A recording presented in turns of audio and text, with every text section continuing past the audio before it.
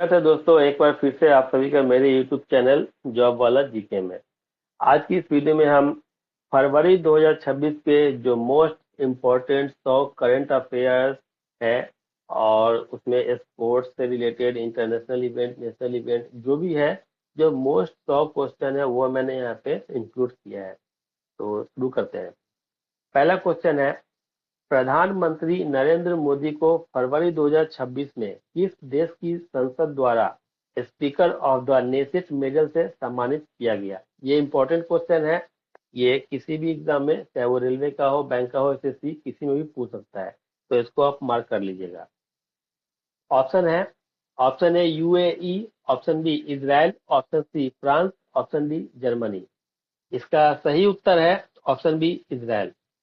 अभी जो हमारे प्राइम मिनिस्टर हैं मोदी जी, वो इजराइल गए थे। अभी जो ईरान इजराइल का जो वॉर चल रहा था, इसके पहले गए थे। तो वहां पे इजराइल की तरफ से इन्हें जो वहाँ का अवार्ड है, speaker of the nation medal जो है, वो इन्हें दिया गया था। देखिए, यहाँ व्याख्या में आते हैं। तो प्रधानमंत्री श्री नरेंद्र मोदी को इजराइल की संसद नेसेट द्वारा उसके सर्वोच्च संसदीय सम्मान speaker of the Knesset medal से नवाजा गया। यह सम्मान यरूशलेम में आयोजित एक समारोह के दौरान नेसेट के स्पीकर आमिर ओहना द्वारा प्रदान किया गया। तो अगर आपसे एग्जाम में पूछा जाए कि यह सम्मान किसके द्वारा दिया गया, कहाँ दिया गया, तो आप यहाँ से याद कर सकते हैं। पीएम मोदी इस प्रतिष्ठित पुरस्कार प्राप्त करने वाले पहले वैश्विक नेता बने हैं और फरवरी 2026 तक उन्हें प्राप्त कुल अंतर्राष्ट्रीय पुरस्कारों की संख्या 30 हो गई है। मतलब कि इजराइल के तरफ से, इजराइल संसद के तरफ से जो ये सर्वोच्च अवार्ड मिला है, ये किसी और नेता को अभी तक मतलब नहीं मिला था। ये प्रधानमंत्री मोदी को ही पहले मिला है। ये पहले नेता बने हैं।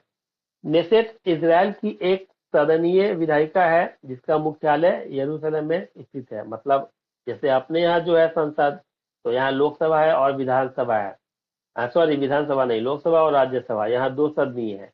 और वहाँ जो है सिर्फ एक सदन है। अगला प्रश्न है, यूनेस्को एशिया प्रशांत पुरस्कार 2025-26 से भारत के किस ऐतिहासिक स्थल को सम्मानित किया गया है? तो ये भी इंपॉर्टेंट क्वेश्चन है। Option A Sanchi stupa, option B Vasai cathedral, option C Konark मंदिर, ऑप्शन डी आगरा किला। सही उत्तर है ऑप्शन बी वसई कैथेड्रल।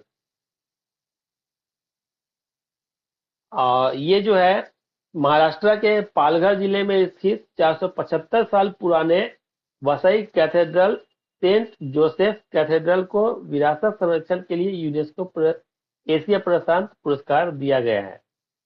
यह ऐतिहासिक चर्च पुर्तगाली वास्तुकला का एक उत्कृष्ट उदाहरण है और वसई किले के परिसर के भीतर स्थित है। मतलब महाराष्ट्र में जो वसई किला है, किले के अंदर ये चर्च बनाया हुआ है। 475 साल पुराना चर्च है। पुरस्कार का उद्देश्य सांस्कृतिक विरासत के संरक्षण में निजी क्षेत्र और सार्वजनिक निजी भागीदारी के प्रयासों को मान्यता देना है। यूनेस्को एशिया प्रशांत पुरस्कारों की शुरुआत वर्ष 2000 में रणनीतिक विरासत संरक्षण प्रयासों को प्रोत्साहित करने के लिए की गई थी। अगला प्रश्न है, ग्लोबल टीजर प्राइज 2026 की विजेता भारतीय शिक्षिका और सामाजिक कार्यकर्ता कौन है? ये इंपॉर्टेंट क्वेश्चन है।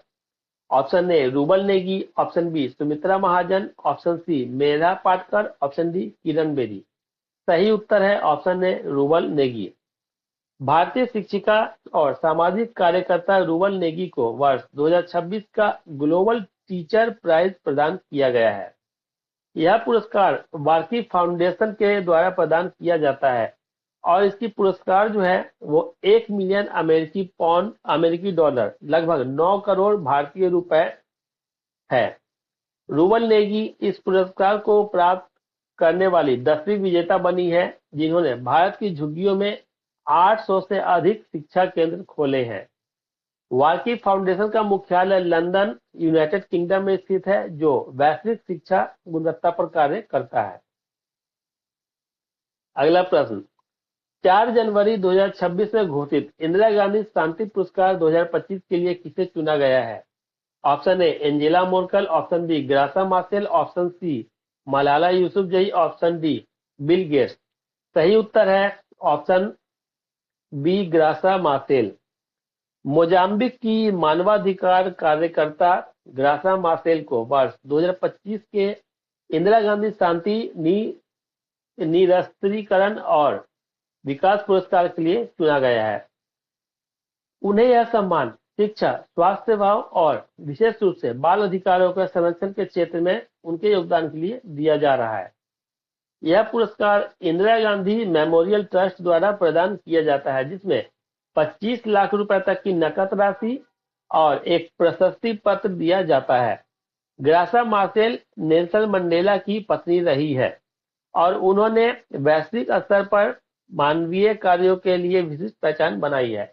नेल्सन मंडेला जो है आप जानते होंगे साउथ अफ्रीका के राष्ट्रपति थे, पूर्व राष्ट्रपति। अगला प्रश्न, प्रतिष्ठित बाफ्टा पुरस्कार में सर्वश्रेष्ठ बाल एवं पारिवारिक फिल्म का सम्मान पाने वाली पहली मणिपुरी फिल्म कौन सी है? Option A Boong, option B Isanou, option C Matini Manipur, option D Imphal free press. सही उत्तर है option A Boong. Manipuri film Boong ने 79वें ब्रिटिश अकादमी फिल्म पुरस्कार बाफ्टा में सर्वश्रेष्ठ बाल एवं पारिवारिक फिल्म का पुरस्कार जीता है और इस फिल्म की निर्देशिका और लेखिका जो है वो लक्ष्मी प्रिया देवी है और इसे फरहान अख्तर व रितेश सिद्धवानी का समर्थन प्राप्त है। यह फिल्म जो है पहली मणिपुरी फिल्म है जिसने इस वैश्विक श्रेणी में जीत हासिल कर भारतीय सिनेमा का मान बढ़ाया है। बाफ्टा पुरस्कारों का आयोजन British academy of film and television arts द्वारा प्रति वर्ष लंदन में किया जाता है। मतलब अगर आपसे बाफ्टा का फुल फॉर्म भी पूछा जाता है तो इसका फुल फॉर्म आप बता सकते हैं British academy of film and television arts, ये इसका फुल फॉर्म है। अगला प्रश्न, चांग क्रैंडल मानवीय पुरस्कार 2026 से पुडुचेरी के किन विशेषज्ञों को सम्मानित किया गया है? ऑप्शन ए नेत्र रोग विशेषज्ञ, ऑप्शन बी कैंसर विशेषज्ञ, ऑप्शन सी हृदय रोग विशेषज्ञ, ऑप्शन डी बाल रोग विशेषज्ञ। सही उत्तर है ऑप्शन ए नेत्र रोग विशेषज्ञ। पुडुचेरी के 2 वरिष्ठ नेत्र रोग विशेषज्ञों को दृष्टिहीनता और मोतियाबिंद के खिलाफ संघर्ष के लिए चांग क्रैंडल मानवीय पुरस्कार 2026 हेतु चुना गया है। यह सम्मान अप्रैल 2026 में वाशिंगटन डीसी में अमेरिकन सोसाइटी ऑफ मोतियाबिंद और अपवर्तक सर्जरी फाउंडेशन द्वारा दिया जाएगा। इस पुरस्कार के तहत 1 लाख अमेरिकी डॉलर की धनराशि प्रदान की जाती है। पुडुचेरी भारत का एक केंद्र शासित प्रदेश है जो अपने उत्कृष्ट स्वास्थ्य सेवा मॉडल के लिए जाना जाता है। अगला प्रश्न, केरल सरकार के सर्वोच्च फिल्मी सम्मान जेसी डेनियल पुरस्कार 2024 से किसे सम्मानित किया गया है? Option A Sharada, option B Shobhana, option C Revathi, option D Manju Warrier. सही उत्तर है ऑप्शन ए शारदा। प्रसिद्ध अभिनेत्री शारदा को मलयालम सिनेमा में उनके आजीवन योगदान के लिए वर्ष 2024 के जेसी डेनियल पुरस्कार से सम्मानित किया गया है। यह केरल सरकार का फिल्म उद्योग में दिया जाने वाला सबसे प्रतिष्ठित और सर्वोच्च सम्मान है। शारदा ने अपने अभिनय करियर में कुल 3 राष्ट्रीय फिल्म पुरस्कार उर्वशी पुरस्कार प्राप्त किए हैं। इस पुरस्कार का नाम मलयालम सिनेमा के जनक कहे जाने वाले जेसी डेनियल के सम्मान में रखा गया है। अगला प्रश्न, भव्य भारत भूषण पुरस्कार की शुरुआत किस आध्यात्मिक संस्था और केंद्र सरकार के सहयोग से की गई है? Option A Isha Foundation, option B Art of Living, option C Patanjali, option D Ramakrishna Mission. सही उत्तर है option A Isha Foundation. Isha Foundation के सदगुरु जग्गी वासुदेव और रक्षा मंत्री श्री राजनाथ सिंह ने भव्य भारत भूषण पुरस्कार की शुरुआत की है। यह पुरस्कार भारत के विकास और संस्कृति में असाधारण योगदान देने वाले व्यक्तियों को प्रदान किया जाता है। वर्ष 2026 के विजेताओं में वैज्ञानिक नंबी नारायण, खिलाड़ी साइना नेहवाल और लेखक विक्रम संपत शामिल हैं। ईसा फाउंडेशन का मुख्यालय कोयम्बटूर, तमिलनाडु के वेलियागिरी पहाड़ियों की तलहटी में स्थित है। अगला प्रश्न, लगातार दूसरे वर्ष सीईओ ऑफ द ईयर 2026 का पुरस्कार जीतने वाले लुमिना डेटा मैट्रिक्स के प्रमुख कौन है? Option A Sameer Kanodia, option B Vijay Shekhar Sharma, option C Nandan Nilekani, option D Salil Parekh. सही उत्तर है ऑप्शन ए समीर कनोडिया।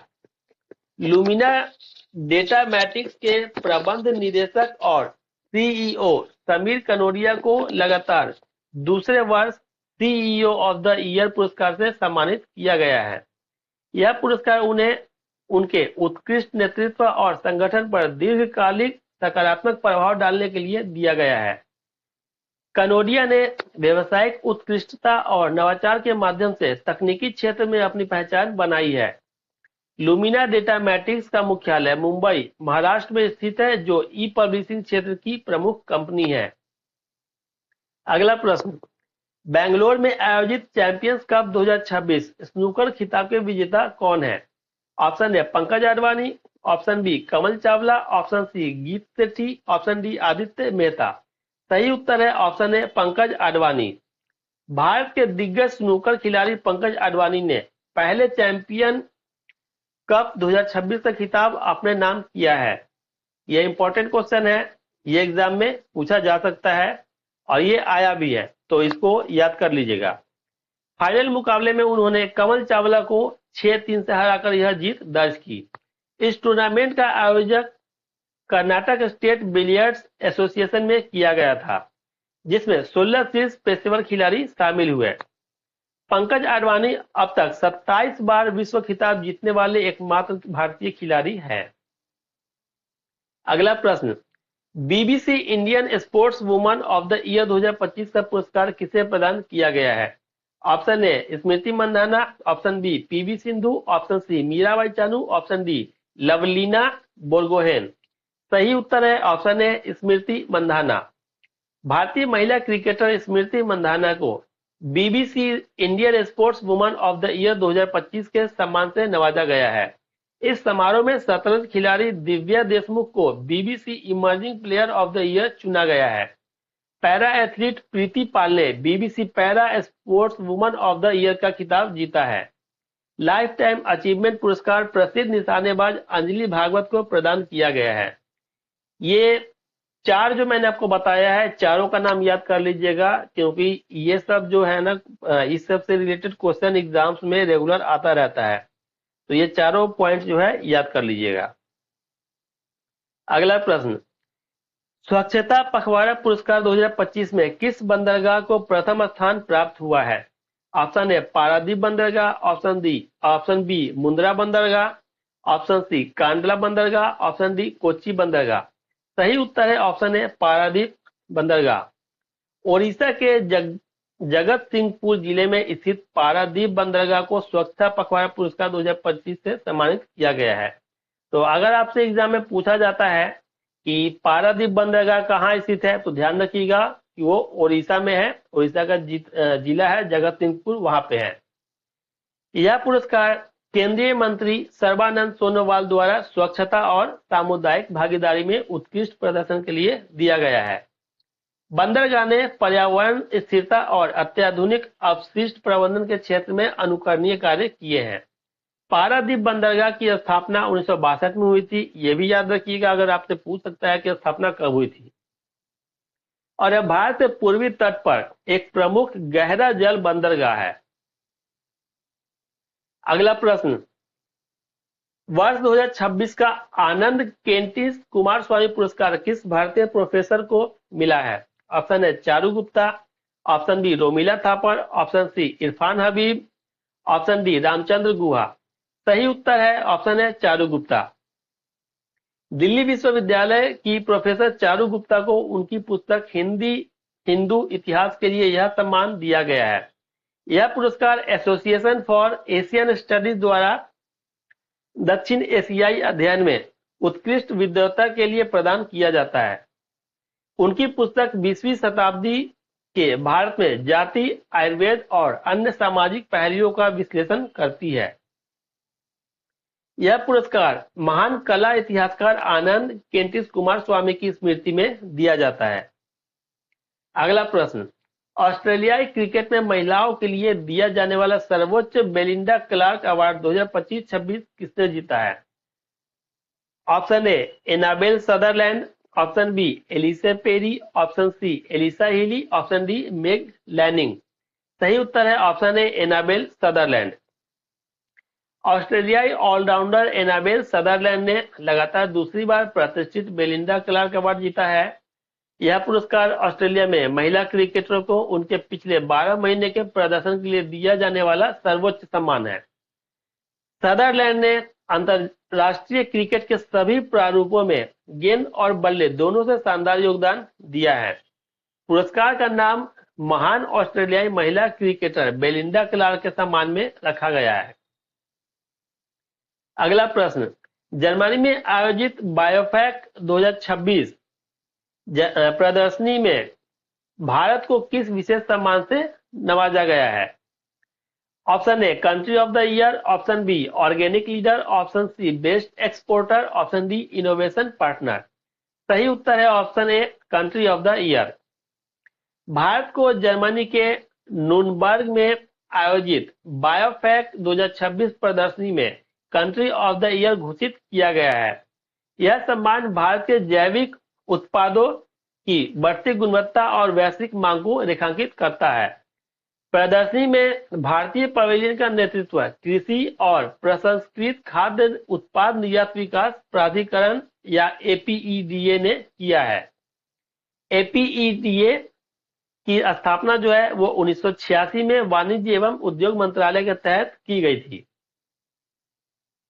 अगला प्रश्न, संयुक्त राष्ट्र ने फरवरी 2026 में किस भारतीय खिलाड़ी को सड़क सुरक्षा का वैश्विक चैंपियन नामित किया है? Option A Virat Kohli, option B M S Dhoni, option C Sachin Tendulkar, option D Rahul Dravid.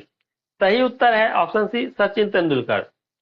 Cricket के दिग्गज सचिन तेंदुलकर को संयुक्त राष्ट्र के द्वारा सड़क सुरक्षा के वैश्विक चैंपियन के रूप में नियुक्त किया गया है। उनका मुख्य उद्देश्य सड़क दुर्घटनाओं को कम करने के लिए ट्रैफिक नियमों के पालन के प्रति जागरूकता बढ़ाना है। सचिन ने इस अभियान के तहत हर जीवन महत्वपूर्ण संदेश के साथ हेलमेट और सीट बेल्ट के उपयोग पर जोर दिया है। सचिन तेंदुलकर पूर्व में यूनिसेफ के सद्भावना दूत के रूप में भी कार्य कर चुके हैं। अगला प्रश्न, फरवरी 2026 में भ्रष्टाचार के आरोपों के बाद पेरू के नए अंतरिम राष्ट्रपति के रूप में किसे चुना गया है? Option A Jose Maria Balcazar, option B Dina Boluarte, option C प्रेडो Castillo, option D Jose Jerry.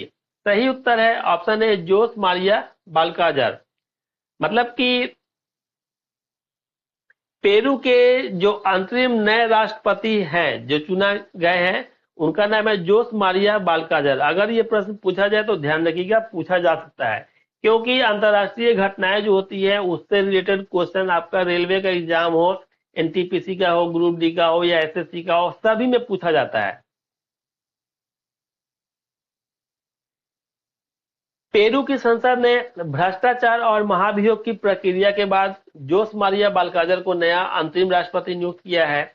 बाल्काजर ने पूर्व राष्ट्रपति जोस जेरी का स्थान लिया है जिन्हें पद से हटा दिया गया था। पेरू पिछले एक दशक से राजनीतिक अस्थिरता का सामना कर रहा है जहां 10 वर्षों में 8 राष्ट्रपति बदले जा चुके हैं। पेरू की राजधानी लीमा है। ये ध्यान रखिएगा, पूछा जाएगा आपसे प्रश्न पेरू की राजधानी कहाँ है तो लीमा है और यहाँ की राजभाषा जो है वो स्पेनिश है। अगला प्रश्न, नीदरलैंड के इतिहास में सबसे कम उम्र 38 वर्ष के प्रधानमंत्री के रूप में किसने शपथ ली है? तो नीदरलैंड का सबसे कम उम्र का प्रधानमंत्री पूछे आपसे तो ध्यान रखिएगा, ये पूछ सकता है। Option A Rob Jetten, option B Mark Rutte, option C गिट Wilders, option D Dick Schoof. सही उत्तर है option A Rob जेटन।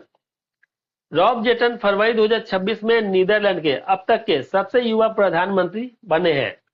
Way Democrats D 66 party से संबंधित हैं और वे नीदरलैंड के पहले खुले तौर पर समलैंगिक प्रधानमंत्री भी हैं। नीदरलैंड की 2 राजधानियां हैं, एम्स्टर्डम संवैधानिक है और दूसरा हेग प्रशासनिक है। नीदरलैंड हाल ही में 32वें सदस्य के रूप में नाटो में शामिल होने वाला स्वीडन का प्रबल समर्थक रहा है। अगला प्रश्न, जापान की पहली महिला प्रधानमंत्री के रूप में फरवरी 2026 में पुनः किसे नियुक्त किया गया है? Option A Sanae Takaichi, option B Yuriko Koike, option C Mitsuko Takahashi, option D Fumio Kishida.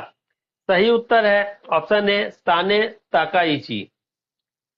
Sane Takaichi को फरवरी 2026 में संसदीय चुनाव में जीत के बाद पुनः जापान की प्रधानमंत्री के रूप में नियुक्त किया गया है। वे जापान के इतिहास में इस पद पर पहुंचने वाली पहली महिला नेता है जिनकी पहली नियुक्ति अक्टूबर 2025 में हुई थी। ताकाइची जापान की सत्तारूढ़ लिबरल डेमोक्रेटिक पार्टी एलडीपी से संबंधित है। जापान की मुद्रा आपसे पूछा जाए प्रश्न में अगर, तो याद रखिएगा जापान की मुद्रा येन है और यहाँ की संसद को डायट के नाम से जाना जाता है। ध्यान रखिएगा, ये सब पूछा जाता है अक्सर। अगला प्रश्न, नीति आयोग के नए कार्यवाहक सीईओ के रूप में किसे अतिरिक्त प्रभार सौंपा गया है? Option A Nidhi Chhibber, option B Suman Bery, option C VVR Subrahmanyam, option D Amitabh Kant. सही उत्तर है ऑप्शन ए निधि छिब्बर। वरिष्ठ आईएएस अधिकारी निधि छिब्बर को नीति आयोग के कार्यवाहक मुख्य कार्यकारी वरिष्ठ अधिकारी सीईओ का अतिरिक्त कार्यभार दिया गया है। और नीति आयोग की स्थापना आपसे पूछी जाए कि कब की गई थी, तो नीति आयोग की स्थापना 1 जनवरी 2015 को योजना आयोग के स्थान पर की गई थी। मतलब पहले योजना आयोग था, उसे खत्म करके नीति आयोग बनाया गया। और नीति आयोग के पदेन अध्यक्ष भारत के प्रधानमंत्री होते हैं और वर्तमान उपाध्यक्ष जो हैं वो सुमन बेरी है और जो अध्यक्ष हैं वो प्रधानमंत्री मोदी जी हैं। ध्यान रखिएगा, नीति आयोग का जो अध्यक्ष है वो प्रधानमंत्री ही होते हैं। नीति आयोग का मुख्यालय नई दिल्ली में स्थित है और यह भारत सरकार का प्रमुख थिंक टैंक है। अगला प्रश्न, भारत की पहली 100% दृष्टिबाधित महिला सिविल जज बनने का गौरव किसने प्राप्त किया है? Option A Thanya Nathan Singh, option B Isa Singh, option C Sania Mirza, option D Anjali Bhagwat. सही उत्तर है ऑप्शन ए थान्या नाथन सिंह। केरल की थान्या नाथन सिंह भारत की पहली 100% दृष्टिबाधित महिला सिविल जज जूनियर डिवीजन जो बनने जा रहा है, वहां की ये जज बनने जा रही है जूनियर डिवीजन की। उन्होंने केरल लोक सेवा आयोग द्वारा आयोजित न्यायिक सेवा परीक्षा में बेंचमार्क डिसेबिलिटी श्रेणी में प्रथम स्थान प्राप्त किया है। थान्या वर्तमान में केरल उच्च न्यायालय में वकील के रूप में कार्य कर रही है। अगला प्रश्न, मियां अमोर मोटली को लगातार तीसरी बार किस देश का प्रधानमंत्री चुना गया है? Option A Barbados, option B Jamaica, option C Kenya, option D Mauritius. सही उत्तर है ऑप्शन ए बारबाडोस। मियां अमोर मोटली को फरवरी 2026 में बारबाडोस के प्रधानमंत्री के रूप में लगातार तीसरे कार्यकाल के लिए चुना गया है। उनकी पार्टी बारबाडोस लेबर पार्टी या बीएलपी भी बोल सकते हैं ने संसद की सभी 30 सीटों पर निर्विरोध जीत हासिल की। बारबाडोस एक कैरेबियाई राष्ट्र है जिसकी राजधानी ब्रिजटाउन है। मियां मोटली को वैश्विक स्तर पर जलवायु, वित्त और विकासशील राष्ट्रों की मुखर आवाज माना जाता है। अगला प्रश्न, बांग्लादेश के आगामी प्रधानमंत्री के रूप में किसे नामित किया गया है? यह आपसे पूछा जाएगा कि बांग्लादेश के नवनिर्वाचित प्रधानमंत्री कौन है। ध्यान रखिएगा, यह प्रश्न आपसे पूछा जा सकता है, इंपॉर्टेंट क्वेश्चन है क्योंकि ये हाल फिलहाल का घटना है। तो ध्यान रखिएगा, option A Tarique Rahman, option B Muhammad Yunus, option C Sheikh Hasina, option D Khaleda Zia. तो इसका सही उत्तर है ऑप्शन ए तारिक रहमान। तारिक रहमान जो है वो बांग्लादेश की पूर्व प्रधानमंत्री खालिदा जिया के बेटे हैं और वो फिलहाल बांग्लादेश के नए प्रधानमंत्री बने हैं। और खालिदा जिया जो है उनकी मृत्यु हो चुकी है। शेख हसीना बांग्लादेश की पूर्व प्रधानमंत्री थी जो कि फिलहाल भारत में शरण ली हुई है। मोहम्मद यूनुस जो थे वो पहले कार्यवाहक प्रधानमंत्री थे जो कि चुनाव हार चुके हैं। 2026 के आम चुनाव के बाद तारिक रहमान बांग्लादेश के अगले प्रधानमंत्री बनने के लिए नामित हुए हैं। उनकी पार्टी ने चुनाव में बहुमत हासिल किया है, जो बांग्लादेश की राजनीति में एक नए युग की शुरुआत है। बांग्लादेश की राजधानी ढाका है और यहाँ की आधिकारिक मुद्रा जो है टका है। तो बांग्लादेश का मुद्रा पूछा जाता है एग्जाम में, ध्यान रखिएगा कि टका है। राजधानी आपसे नहीं पूछा जाएगा। बांग्लादेश और भारत के बीच वर्तमान में संप्रति नामक संयुक्त सैन्य अभ्यास आयोजित किया जाता है। ये पूछा जा सकता है, इसको ध्यान रखिएगा। अगला प्रश्न, गुजरात सरकार ने गिफ्ट सिटी का नया अध्यक्ष किसे नियुक्त किया है? Option A Uday Kotak, option B Hasmukh Adhia, option C Shaktikanta Das, option D KV Kamath. सही उत्तर है ऑप्शन है उदय कोटक। तो अगर आपसे पूछा जाता है कि गिफ्ट सिटी जो है वो कहाँ है, तो ध्यान रखिएगा कि भारत का पहला गिफ्ट सिटी जो है वो गुजरात में है। कोटक महिंद्रा बैंक के संस्थापक उदय कोटक को गांधीनगर स्थित गिफ्ट सिटी का नया अध्यक्ष नियुक्त किया गया है। उन्होंने पूर्व अध्यक्ष हसमुख अढ़िया का स्थान लिया है, जो गुजरात सरकार के वरिष्ठ सलाहकार रहे हैं। गिफ्ट सिटी भारत का पहला परिचालन स्मार्ट सिटी और एकमात्र अंतर्राष्ट्रीय वित्तीय सेवा केंद्र IFSC है। गिफ्ट सिटी का पूरा नाम Gujarat international finance tech city है। अगला प्रश्न, गेल के नए अध्यक्ष एवं प्रबंध निदेशक के रूप में किसकी नियुक्ति की गई है? Option A Deepak Gupta, option B Sandeep Kumar Gupta, option C RK Singh, option D Pankaj Jain. सही उत्तर है option A Deepak Gupta. Petroleum एवं प्राकृतिक गैस मंत्रालय ने दीपक गुप्ता को गेल का नया चेयरमैन और मैनेजिंग डायरेक्टर नियुक्त किया है। उनका कार्यकाल 1 मार्च 2026 से प्रभावी होगा और वे कंपनी के रणनीतिक विस्तार का नेतृत्व करेंगे। गेल जो है वो भारत की नवरत्न कंपनी है। गेल का फुल फॉर्म जो है gas authority of India limited, और इसकी स्थापना 1984 में हुई थी और यह भारत की सबसे बड़ी प्राकृतिक गैस कंपनी है। गेल को महारत्न का दर्जा प्राप्त है, जैसा मैंने आपको बताया था, और इसका जो मुख्यालय है वो नई दिल्ली में है। अगला प्रश्न, institute of chartered accountant of India या ICAI के नए अध्यक्ष के रूप में किसे चुना गया है? Option A Prasanna Kumar D, option B Mangesh Pandurang Kinare, option C Aniket Gulati, option D Debashish Mitra. सही उत्तर है option A Prasanna Kumar D. प्रसन्न कुमार डी को वर्ष 2026-27 के लिए ICAI का नया अध्यक्ष निर्वाचित किया गया है। वहीं CA मंगेश पांडुरंग किनारे को संस्थान का उपाध्यक्ष चुना गया है।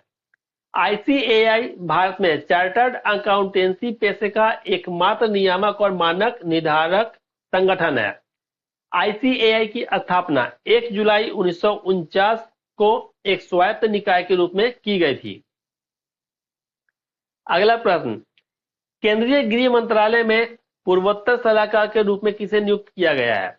Option A Ajit Lal, option B AK Mishra, option C RN Ravi, option D NN Vohra. सही उत्तर है ऑप्शन ए अजीत लाल। सेवानिवृत्त IPS अधिकारी और IB के पूर्व विशेष निदेशक अजीत लाल को गृह मंत्रालय में पूर्वोत्तर सलाहकार नियुक्त किया गया है। उन्होंने इस पद पर AK मिश्रा का स्थान लिया है, जिन्होंने नागा शांति वार्ताओं में सक्रिय भूमिका निभाई थी। अजीत लाल का मुख्य कार्य पूर्वोत्तर राज्यों की सुरक्षा और उग्रवाद से जुड़ी समस्याओं का समाधान ढूंढना होगा। पूर्वोत्तर भारत में 8 राज्य शामिल हैं, जिन्हें 7 सिस्टर्स और सिक्किम के रूप में भी जाना जाता है। अगला प्रश्न, सिटी यूनियन बैंक या CUB के अगले प्रबंध निदेशक MD या एवं CEO के रूप में किसे नियुक्त किया गया है? Option A R Vijay Anand, option B N Kamakoti, option C MS Mahabaleshwar, option D Subramaniam Sundar. सही उत्तर है ऑप्शन ए R विजय आनंद। भारतीय रिजर्व बैंक RBI ने R विजय आनंद को सिटी यूनियन बैंक का नया MD और CEO नियुक्त करने की मंजूरी दी है। सिटी यूनियन बैंक की स्थापना 1904 में हुई थी और इसका मुख्यालय कुंभकोणम तमिलनाडु में है। विजय आनंद बैंकिंग क्षेत्र के अनुभवी अधिकारी हैं जो बैंक के डिजिटल परिवर्तन का नेतृत्व करेंगे। सीयूबी भारत के सबसे पुरानी निजी क्षेत्र के बैंकों में से एक माना जाता है। अगला प्रश्न, अंतर्राष्ट्रीय ओलंपिक समिति या आईओसी के उपाध्यक्ष के रूप में पुनः किसे निर्वाचित किया गया है? Option A Thomas Bach, option B Kirsty Coventry, option C Anita DeFrantz. सही उत्तर है ऑप्शन ए जुआन एंटोनियो समरंज। ये यहाँ पे ऑप्शन था। स्पेन के जुआन एंटोनियो समरंज को लगातार दूसरे 4 साल के कार्यकाल के लिए आईओसी का उपाध्यक्ष चुना गया है। उनका चुनाव मिलान में आयोजित 145वें आईओसी के सत्र के दौरान किया गया है। और आईओसी की स्थापना से पूछी जाए कब की गई थी, इसका मुख्यालय कहाँ है, तो आईओसी की स्थापना जो है 1894 ईस्वी में हुई थी और इसका मुख्यालय स्विट्जरलैंड के लुसाने में है। जुआन एंटोनियो समरंज के पिता जुआन एंटोनियो समरंज सीनियर लंबे समय तक आईओसी के अध्यक्ष रह चुके हैं। अगला प्रश्न, भारतीय विमानपत्तन प्राधिकरण एएआई की पहली महिला मानव संसाधन या एचआर निदेशक कौन बनी है? Option A Nivedita Dubey, option B Ruby Arya, option C Soma Mandal, option D Vartika Shukla. सही उत्तर है ऑप्शन ए निवेदिता दुबे। निवेदिता दुबे ने भारतीय विमानपत्तन प्राधिकरण एएआई के बोर्ड में सदस्य मानव संसाधन के रूप में कार्यभार ग्रहण किया है। वे एएआई के इतिहास में इस महत्वपूर्ण पद को संभालने वाली पहली महिला अधिकारी बन गई है। एएआई की स्थापना 1995 में हुई थी और यह नागरिक उड्डयन मंत्रालय के अधीन कार्य करता है। एएआई वर्तमान में भारत भर में 100 से अधिक हवाई अड्डों का प्रबंधन और संचालन करता है। अगला प्रश्न, भारत और जापान के बीच फरवरी 2026 में संयुक्त सैन्य अभ्यास धर्मा गार्डियंस का कौन सा संस्करण आयोजित किया गया?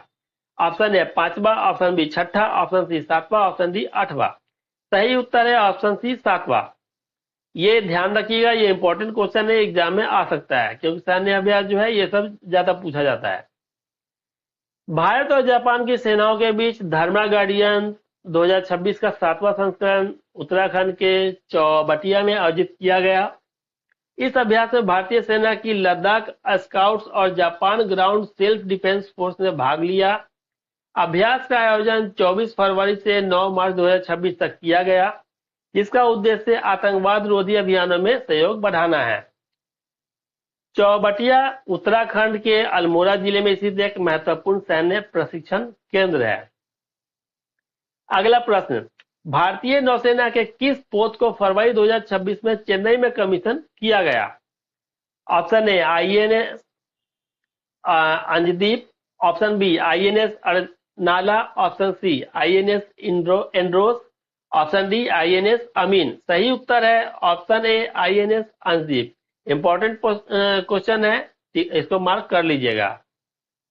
आईएनएस अंजदीप को चेन्नई में भारतीय नौसेना में कमीशन किया गया है, जो एएसडब्ल्यूसी परियोजना का तीसरा पोत है। इसका निर्माण garden reach ship builders and engineers या जीआरएसी के द्वारा किया गया है और इसकी लंबाई जो है वो 77 मीटर है। यह पोत वाटर जेट प्रोपल्सन सिस्टम से संचालित है और इसकी अधिकतम गति जो है 25 समुद्री मील है। पोत का नाम कारवार के पास स्थित अंजदीप द्वीप के रणनीतिक महत्व को दर्शाने के लिए रखा गया है। अगला प्रश्न, भारतीय सेना ने फरवरी 2026 में स्टेला 10 मिसाइल प्रणाली का सफल परीक्षण कहां किया? Option A Chandipur, option B Pokhran, option C Sriharikota, option D Jaisalmer. सही उत्तर है ऑप्शन बी पोखरण। पोखरण जो है वो राजस्थान में है और जो भारत का परमाणु परीक्षण हुआ था अटल जी और कलाम जी ने किया था वो भी पोखरण में ही हुआ था। प्रश्न पूछा जाए तो याद रखिएगा। भारतीय सेना की कोणार्क कोर ने राजस्थान के पोखरण फील्ड फायरिंग रेंज में स्टेला 10 मिसाइल का सफल परीक्षण किया है। यह परीक्षण ब्लेजिंग स्काई ब्रिगेड अभ्यास के तहत कम ऊंचाई वाले हवाई लक्ष्यों को भेजने की क्षमता जांचने के लिए किया गया। स्टेला 10 एक सतह से हवा में मार करने वाली विस्वर्डस है जो कम ऊंचाई वाले हवाई खतरों से निपटती है। पोखरण राजस्थान के जैसलमेर जिले में स्थित है, जहां भारत ने 1974 और 1998 में परमाणु परीक्षण किए थे, जैसा मैंने अभी आपको बताया था। तो मैं आपको यहाँ पे अभी कुछ क्लियर कर दूं पॉइंट। 1974 वाला जो परमाणु परीक्षण है वो भारत की पूर्व प्रधानमंत्री इंदिरा गांधी ने किया था, लेकिन वो परीक्षण फेल हो गया था, सक्सेस नहीं हुआ था। और उसके बाद अमेरिका ने प्रतिबंध लगा दिए थे, तो जिसकी वजह से दोबारा कांग्रेस सरकार ने या भारत सरकार जो भी बोलिए, वो किसी ने परीक्षण किया ही नहीं। फिर अटल बिहारी वाजपेयी जो हमारे देश के पूर्व प्रधानमंत्री थे, और अब्दुल कलाम जी जिन्हें मिसाइल मैन के नाम से जाना जाता है, इन दोनों ने मिलकर 1998 में फिर से परमाणु परीक्षण किया था, और एक के बाद एक करके 3 परमाणु परीक्षण किया था, और तीनों की तीनों सफल भी हुई थी। इस पे बॉलीवुड की फिल्म भी बनी हुई है जॉन अब्राहम की, आप वो भी देख सकते हैं।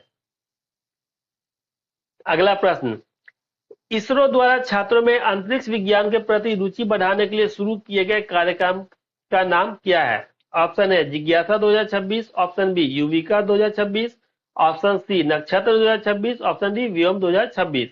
सही उत्तर है ऑप्शन बी युविका 2026। भारतीय अंतरिक्ष अनुसंधान संगठन इसरो ने कक्षा 9 के छात्रों के लिए युविका 2026 युवा वैज्ञानिक कार्यक्रम शुरू किया है। इसका उद्देश्य छात्रों को अंतरिक्ष विज्ञान, प्रौद्योगिकी और अनुप्रयोगों की बुनियादी जानकारी प्रदान करना है। कार्यक्रम के माध्यम से छात्रों को स्टेम, विज्ञान, तकनीक, इंजीनियरिंग और गणित आधारित करियर के लिए प्रेरित किया जाता है। इसरो की स्थापना कब हुई थी पूछा जाए अगर आपसे, तो ध्यान रखिएगा, इसरो की स्थापना 15 अगस्त 1969 को विक्रम साराभाई के नेतृत्व में की गई थी। ये प्रश्न पूछा जा सकता है, इंपॉर्टेंट क्वेश्चन है। अगला प्रश्न, गगनयान मिशन के लिए पैराशूट परीक्षण क्वालिफिकेशन लोड टेस्ट डीआरडीओ द्वारा कहां आयोजित किया गया है?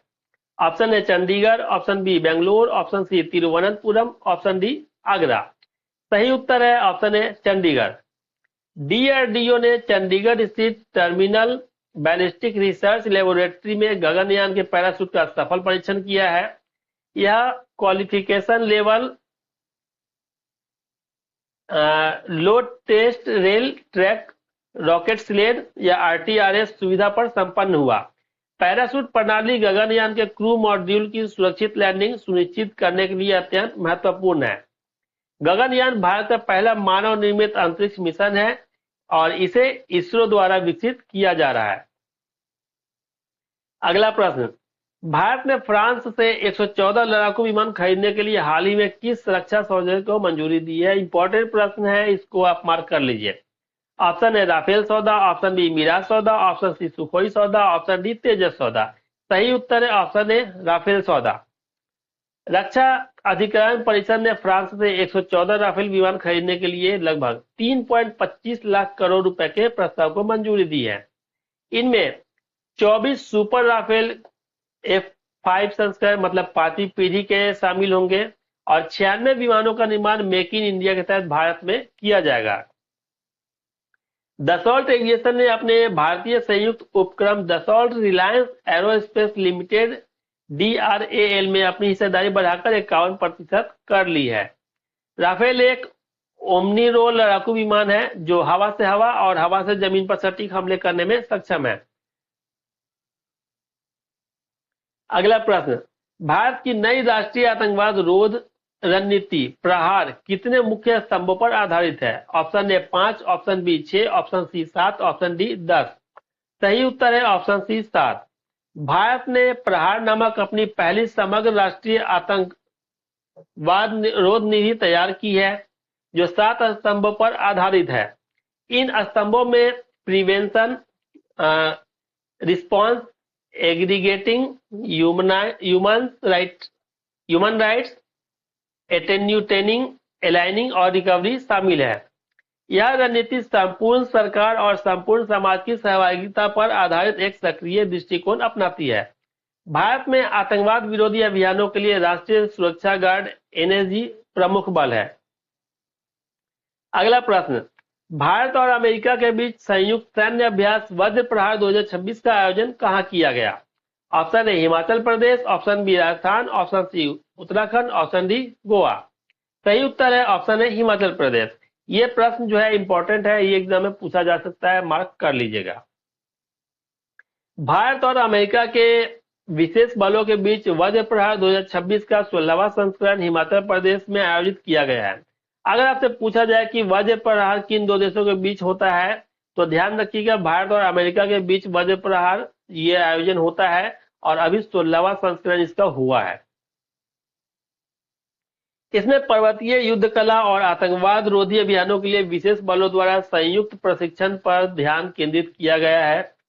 यह अभ्यास दोनों देशों के बीच बढ़ती सामरिक साझेदारी और सुरक्षा सहयोग का एक महत्वपूर्ण हिस्सा है। हिमाचल प्रदेश की राजधानी शिमला है और यह अपनी दुर्गम पर्वतीय स्थलाकृति के लिए सामरिक रूप से महत्वपूर्ण है। अगला प्रश्न, भारतीय नौसेना ने पहली बार किस स्थान पर संयुक्त टास्क फोर्स या संयुक्त टास्क फोर्स 154 या CTF 154 की कमान संभाली है? ऑप्शन है Bahrain, option B Oman, option C UAE, option D Seychelles. सही उत्तर है ऑप्शन है बहरीन। भारतीय नौसेना के कमोडोर मिलन एम मोकासी ने बहरीन में संयुक्त टास्क फोर्स 154 की कमान औपचारिक रूप से ग्रहण की है। भारत ने पहली बार इस बहुराष्ट्रीय टास्क फोर्स का नेतृत्व किया है जो समुद्री सुरक्षा प्रशिक्षण और क्षमता निर्माण पर केंद्रित है। CTF 154 संयुक्त समुद्री बलों के तहत एक निकाय है जिसमें कुल 47 सदस्य देश शामिल हैं। बहरीन एक खाड़ी देश है जिसकी राजधानी मनामा है और यह हिंद महासागर क्षेत्र की सुरक्षा के लिए महत्वपूर्ण है।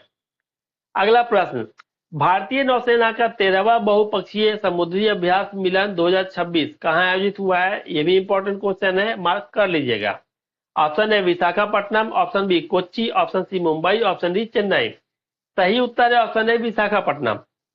भारतीय नौसेना ने विशाखापट्टनम में मिलान 2026 अभ्यास का आयोजन किया जिसमें अमेरिका और रूस सहित कई देशों ने भाग लिया।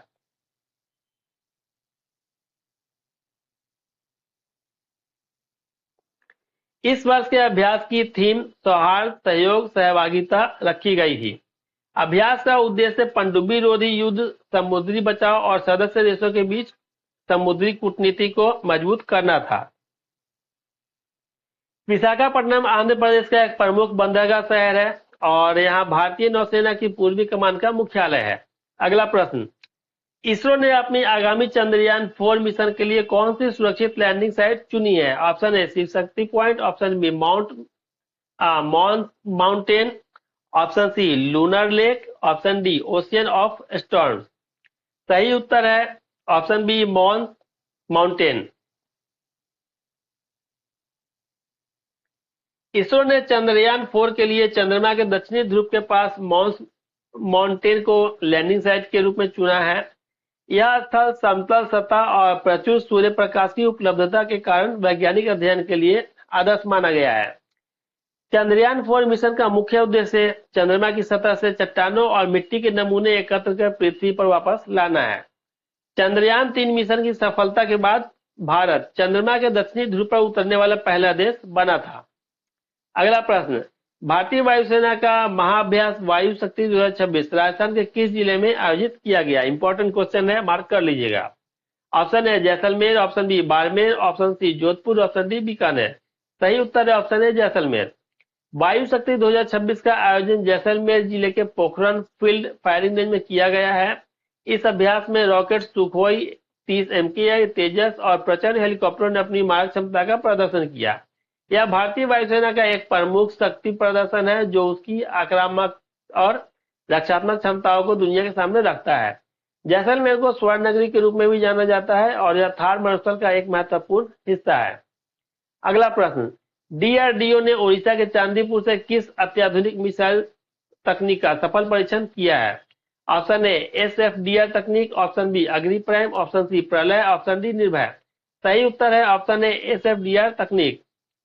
डीआरडीओ ने चांदीपुर से solid fuel ducted ramjet missile तकनीक का सफल परीक्षण संपन्न किया। यह तकनीक हवा से हवा में मार करने वाली मिसाइलों को लंबी दूरी तक सुपरसोनिक गति से ले जाने में सक्षम है। इस सफलता के बाद भारत उन चुनिंदा देशों में शामिल हो गया है जिनके पास रैमजेट मिसाइल तकनीक उपलब्ध है। चांदीपुर ओडिशा के बालासोर जिले में स्थित है, जहां एकीकृत परीक्षण रेंज ITR स्थित है। चांदीपुर कहाँ है, यह से पूछा जा सकता है, तो ध्यान रखिएगा। अगला प्रश्न, दुनिया का पहला वाणिज्यिक अंतरिक्ष स्टेशन हेवन 1 किस निजी कंपनी द्वारा विकसित किया जा रहा है? Option A Vast Space, option B SpaceX, option C Blue Origin, option D Virgin Galactic. सही उत्तर है ऑप्शन ए वास्ट स्पेस। अमेरिकी एरोस्पेस कंपनी वास्ट स्पेस दुनिया का पहला कमर्शियल स्पेस स्टेशन हेवन 1 विकसित कर रही है। इसे 2047 की शुरुआत में स्पेस एक्स के फाल्कन 9 रॉकेट की मदद से पृथ्वी की निचली कक्षा में लॉन्च किया जाएगा। अगला प्रश्न, भारतीय सेना का अभ्यास वज्रघात कहां आयोजित किया गया जिसमें K9 वज्रगन का प्रदर्शन हुआ? Option A Pokhran, option B Ladakh, option C Sikkim, option D Arunachal Pradesh. सही उत्तर है ऑप्शन ए पोखरण। भारतीय सेना ने जैसलमेर के पास पोखरण में वज्रघात अभ्यास आयोजित किया, जिसका नेतृत्व व्हाइट टाइगर डिवीजन ने किया। अभ्यास के दौरान K9 वज्र self propelled artillery gun system की मरुस्थलीय युद्ध परिस्थितियों में क्षमता जांची गई। यह अभ्यास भारतीय सेना की तोपखाना शक्ति और मरुस्थलीय युद्ध की तैयारियों को आधुनिक बनाने पर केंद्रित था। K9 वज्रगन दक्षिण कोरियाई तकनीक पर आधारित है और इसे भारत में L&T द्वारा निर्मित किया गया है।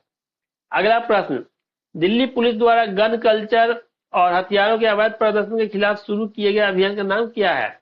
ऑप्शन ए ऑपरेशन शास्त्र, ऑप्शन बी ऑपरेशन प्रहार, ऑप्शन सी ऑपरेशन संस्कार, ऑप्शन डी ऑपरेशन थंडर। सही उत्तर है ऑप्शन ए ऑपरेशन शास्त्र। दिल्ली पुलिस ने सोशल मीडिया पर हथियारों के साथ फोटो वीडियो डालकर डर फैलाने वालों के खिलाफ ऑपरेशन शास्त्र शुरू किया है। इस अभियान का उद्देश्य युवाओं के बीच बढ़ते गन कल्चर पर रोक लगाना और समाज में सुरक्षा का भाव पैदा करना है। ऑनलाइन प्लेटफॉर्मों पर हथियारों का प्रदर्शन करने वालों के खिलाफ कड़ी कानूनी कार्रवाई की जा रही है और दिल्ली पुलिस में केंद्रीय गृह मंत्रालय के प्रशासनिक नियंत्रण के अधीन कार्य करती है। अगला प्रश्न, भारतीय स्पेस टेक स्टार्टअप गैलेक्सी द्वारा विकसित पहले मल्टी सेंसर उपग्रह का नाम क्या है? ऑप्शन ए मिशन दृष्टि, ऑप्शन बी मिशन व्योम, ऑप्शन सी मिशन आकाश, ऑप्शन डी मिशन ज्ञान। सही उत्तर है ऑप्शन ए मिशन दृष्टि। गैलेक्सी द्वारा विकसित मिशन दृष्टि दुनिया का पहला मल्टी सेंसर अर्थ ऑब्जर्वेशन उपग्रह माना जा रहा है। यह उपग्रह सिंथेटिक अपर्चर रडार SAR और ऑप्टिकल सेंसर का एक साथ उपयोग कर किसी भी मौसम में स्पष्ट तस्वीरें ले सकता है। इसे 2026 की पहले तिमाही में लॉन्च करने की योजना है, जिसका वजन लगभग 160 किलोग्राम होगा। गैलेक्सी IIT मद्रास से विकसित एक महत्वपूर्ण स्पेस टेक स्टार्टअप है। अगला प्रश्न, भारतीय सेना ने किस स्थान पर पहला अंतर्राष्ट्रीय सैन्य साहसिक चैलेंज कप IMAC 2026 आयोजित किया? Option A Arunachal Pradesh, option B Sikkim, option C Himachal Pradesh और ऑप्शन डी लद्दाख। सही उत्तर है ऑप्शन ए अरुणाचल प्रदेश। भारतीय सेना की ईस्टर्न कमांड ने अरुणाचल प्रदेश के पूर्वी हिमालयी क्षेत्र में IMAC 2026 की मेजबानी की। इसमें भारत के अलावा भूटान, ब्राजील, कजाकिस्तान और नेपाल सहित 7 मित्र देशों की सेनाओं ने भाग लिया। प्रतियोगिता का उद्देश्य सेनाओं के बीच साहसिक गतिविधियों के माध्यम से आपसी सहयोग और समन्वय बढ़ाना था। अरुणाचल प्रदेश की राजधानी ईटानगर है और इसे उगते सूर्य की भूमि भी कहा जाता है। तो अगर आपके सामने प्रश्न आता है एग्जाम में कि उगते सूर्य की भूमि किसे कहा जाता है, तो ध्यान रखिएगा अरुणाचल प्रदेश, क्योंकि भारत में सबसे पहला सूर्योदय जो है अरुणाचल प्रदेश में ही होता है। अगला प्रश्न, भारतीय वायुसेना और रॉयल थाई वायुसेना के बीच इन T2 हवाई अभ्यास कहाँ आयोजित हुआ? ऑप्शन ए अंडमान निगम Nicobar, option B Bangkok, option C Kochi, option D Surat. सही उत्तर है ऑप्शन ए अंडमान और निकोबार। भारतीय वायुसेना और रॉयल थाई वायुसेना के बीच इन इन सीटू अभ्यास फरवरी 2026 में अंडमान निकोबार द्वीप समूह में संपन्न हुआ। इस अभ्यास में भारत के Su-30 MKI, अवैक्स और IL-78 रिफ्यूलर विमानों ने हिस्सा लिया। इसका मुख्य उद्देश्य क्षेत्र में हवा सुरक्षा और आपसी सैन्य सहयोग को बढ़ावा देना था। अंडमान और निकोबार द्वीप समूह की राजधानी पोर्ट ब्लेयर है, जहां भारत का एकमात्र त्रिसेवा कमान स्थित है। अगला प्रश्न, रक्षा मंत्री राजनाथ सिंह ने किस रक्षा सार्वजनिक उपक्रम को मिनी रत्न श्रेणी 1 का दर्जा प्रदान किया है? Option A Yantra India Limited, option B HAL, option C BEAL, option D Mazagon dock. सही उत्तर है option A Yantra India limited. रक्षा मंत्री राजनाथ सिंह ने यंत्र इंडिया लिमिटेड YIL को मिनी रत्न श्रेणी प्रथम का दर्जा देने की मंजूरी दी है। इस दर्जे के बाद कंपनी का बोर्ड 500 करोड़ रुपए तक के निवेश प्रस्तावों को बिना सरकारी मंजूरी के स्वीकृत कर सकता है। यंत्र इंडिया लिमिटेड का गठन 1 अक्टूबर 2021 को आयुध निर्माणियों के पुनर्गठन के रूप में किया गया था। इसका मुख्यालय नागपुर महाराष्ट्र में स्थित और यह प्रमुख रक्षा घटकों का उत्पादन करती है। अगला प्रश्न, आर्थिक सर्वेक्षण 2025-26 के अनुसार वित्त वर्ष 2026-27 में भारत की GDP वृद्धि दर कितने प्रतिशत रहने का अनुमान है? ऑप्शन ए 6% से 6.5%, ऑप्शन बी 6.8% से 7.2%, ऑप्शन सी 7.5% से 8%, ऑप्शन डी 8.5% से 9%। सही उत्तर है ऑप्शन सी ऑप्शन बी 6.8% से 7.2%। GDP वाला क्वेश्चन जो है वो पक्का पूछा जाता है, तो इसको मार्क कर लीजिएगा, इंपॉर्टेंट क्वेश्चन है। आर्थिक सर्वेक्षण 2025-26 को 29 जनवरी 2026 को संसद में प्रस्तुत किया गया था। सर्वेक्षण के अनुसार अगले वित्त वर्ष के लिए मुख्य आंकड़े जो है आर्थिक आंकड़े निम्नवत है। GDP वृद्धि दर 2026 से 27 के लिए जो इसका अनुमान है आंकड़ा 6.8% से 7.2% रखा गया है।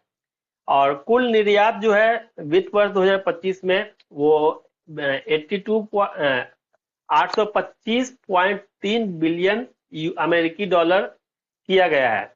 और विदेशी मुद्रा भंडार जनवरी 2026 में जो भारत का था वो 701.4 बिलियन डॉलर था। अगला प्रश्न, केंद्रीय बजट 2026-27 में किसानों को स्थानीय भाषाओं में मौसम और मंडी भाव की जानकारी देने हेतु कौन सा AI प्लेटफॉर्म लॉन्च किया गया है? ऑप्शन है भारत विस्तार, ऑप्शन बी किसान मित्र, option C Krishi AI, option D agri connect. सही उत्तर है ऑप्शन है भारत विस्तार। केंद्रीय मंत्री शिवराज सिंह चौहान ने भारत विस्तार नामक AI आधारित किसान प्लेटफॉर्म लॉन्च किया है। इसका पूरा नाम virtually integrated system to access agriculture resource है।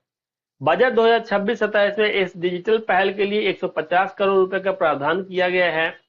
यह प्लेटफॉर्म किसानों को उनकी स्थानीय भाषा में फसल प्रबंधन और सरकारी योजनाओं की सटीक जानकारी प्रदान करेगा। वर्तमान में भारत के जो कृषि मंत्री है वो शिवराज सिंह चौहान है, जो मध्य प्रदेश के पूर्व मुख्यमंत्री भी रह चुके हैं। अगला प्रश्न, बजट 2026 से 27 में ऑरेंज इकोनॉमी को बढ़ावा देने की घोषणा की गई है। इसका संबंध किस क्षेत्र से है? ऑप्शन ए कृषि, ऑप्शन बी रचनात्मक अर्थव्यवस्था, ऑप्शन सी समुद्री व्यापार, ऑप्शन डी सौर ऊर्जा। सही उत्तर है ऑप्शन बी रचनात्मक अर्थव्यवस्था। ऑरेंज इकोनॉमी को रचनात्मक अर्थव्यवस्था कहा जाता है, जिसमें फिल्म, संगीत, गेमिंग और डिजिटल कंटेंट जैसे क्षेत्र शामिल हैं। इसका उद्देश्य उन क्षेत्रों को प्रोत्साहित करना है जहां मूल्य का मुख्य स्रोत बौद्धिक संपदा और रचनात्मकता है। बजट में एनिमेशन, डिजाइन और फैशन जैसे उद्योगों को वैश्विक स्तर पर प्रतिस्पर्धी बनाने पर जोर दिया गया है।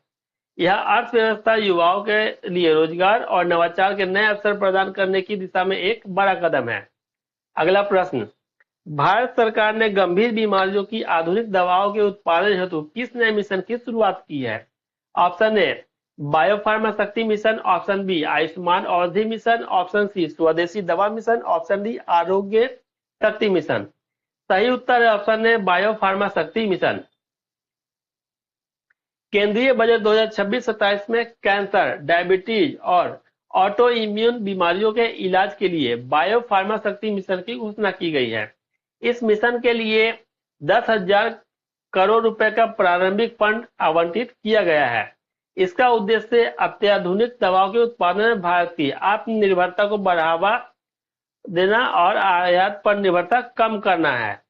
यह मिशन अनुसंधान और विकास के माध्यम से देश में किफायती स्वास्थ्य सेवा सुनिश्चित करेगा। अगला प्रश्न, विश्व बैंक समर्थित पीएम सेतु योजना का मुख्य उद्देश्य क्या है? ऑप्शन ए सड़कों का निर्माण, ऑप्शन बी कौशल विकास एवं रोजगार, ऑप्शन सी किसानों को ऋण, ऑप्शन डी डिजिटल बैंकिंग। सही उत्तर है ऑप्शन बी कौशल विकास एवं रोजगार। पीएम सेतु का अर्थ प्रधानमंत्री स्किलिंग एंड एम्प्लॉयबिलिटी योजना है, जिसे विश्व बैंक ने $830 मिलियन के ऋण की मंजूरी दी है। इसका लक्ष्य देश के 1,000 सरकारी आईटीआई को आधुनिक बनाना और युवा को रोजगार योग्यता बढ़ाना है।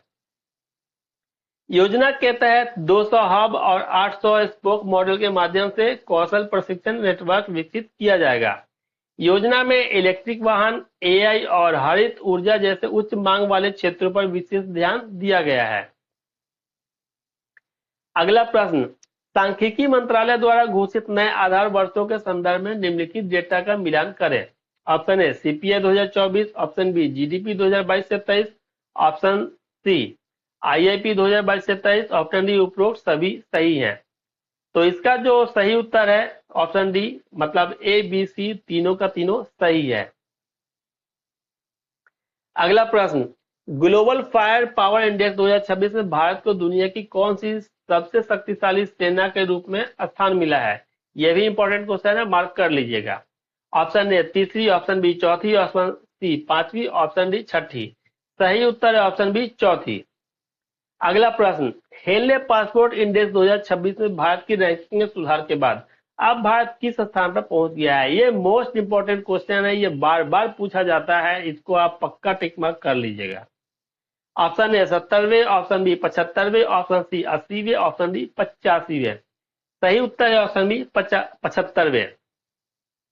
हेनले पासपोर्ट इंडेक्स 2026 में भारत की रैंकिंग जो है वो 75 हो चुकी है। वैश्विक पासपोर्ट रैंकिंग में भारत की स्थिति में सुधार हुआ है और यह 2026 में 75वें स्थान पर पहुंच गया है। भारतीय नागरिक अब बिना वीजा या वीजा ऑन अराइवल सुविधा के साथ 56 देशों की यात्रा कर सकते हैं। इस सूची में सिंगापुर प्रथम स्थान पर है, जबकि जापान और दक्षिण कोरिया संयुक्त रूप से दूसरे स्थान पर हैं। हेनले पासपोर्ट इंडेक्स अंतर्राष्ट्रीय विमानन परिवहन संघ IATA के विशेष आंकड़ों पर आधारित है। अगला प्रश्न, 16 जनवरी 2026 तक भारत का विदेशी मुद्रा भंडार कितने स्तर तक पहुंच गया था? Option A $600 billion, option B $650 billion, option C $701.4 billion, option D $750 billion. सही उत्तर है ऑप्शन सी $701.4 बिलियन। आर्थिक सर्वेक्षण के अनुसार भारत का विदेशी मुद्रा भंडार 16 जनवरी 2026 तक 701.4 बिलियन अमेरिकी डॉलर के ऐतिहासिक स्तर पर पहुंच गया है। यह भंडार देश की बाहरी आर्थिक स्थिरता और आयात बिलों के भुगतान के लिए एक महत्वपूर्ण सुरक्षा कवच है। विदेशी मुद्रा भंडार में विदेशी मुद्रा आस्तियां, स्वर्ण, SDR और IMF के साथ आरक्षित स्थिति शामिल होती है। भारत वर्तमान में दुनिया के सबसे बड़े विदेशी मुद्रा भंडार वाले शीर्ष 5 देशों में से एक है। अगला प्रश्न, भारतीय स्टेट बैंक ने सनराइजर सेक्टर के वित्त पोषण हेतु किस उत्कृष्टता केंद्र या सेंटर ऑफ एक्सीलेंस की शुरुआत की है? ऑप्शन ए चक्र, ऑप्शन बी उन्नति, ऑप्शन सी शक्ति, ऑप्शन डी उदय। सही उत्तर है ऑप्शन ए चक्र। SBI ने सनराइजर सेक्टर जैसे हरित ऊर्जा, AI, बैटरी स्टोरेज को ऋण देने के लिए चक्र सेंटर ऑफ एक्सीलेंस लॉन्च किया है। यह केंद्र 8 मुख्य स्तंभों renewable energy, green hydrogen, semiconductor और EV पर ध्यान केंद्रित करेगा। इसका उद्देश्य भविष्य की तकनीकों और टिकाऊ बुनियादी ढांचों के लिए निर्बाध वित्तीय सहायता सुनिश्चित करना है। एसबीआई भारत का सबसे बड़ा सार्वजनिक क्षेत्र का बैंक है, जिसका मुख्यालय मुंबई में स्थित है। अगला प्रश्न, आर्थिक सर्वेक्षण 2025-26 के अनुसार भारत सरकार ने राजकोषीय घाटे का कितना लक्ष्य पूरा कर लिया है?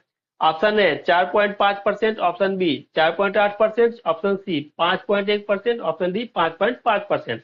सही उत्तर है ऑप्शन बी 4.8%।